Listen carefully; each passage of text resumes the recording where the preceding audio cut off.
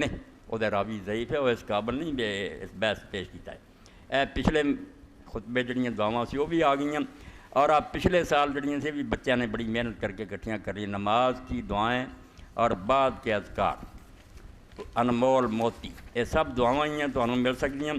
صرف ایک شاید بارے چاہے ساتھیوں نے آخیا بھی لکھا کہ 33 بار اللہ اکبر، 33 بار الحمدللہ، 33 بار سبحان اللہ، 33 بار اللہ اکبر، یہ بھی ٹھیک ہے کیونکہ وہ سواں جڑا پورا کیا نا آخر میں ایک مرتبہ لا الہ الا اللہ وحدہ لا شریک لہ لہ الملک و لہ الحمد وہو علی کل شیء قدیر۔ ایک طریقہ تسبیح کا یہ ہے کہ تینیں 33 بار اور 100واں اے پڑھو۔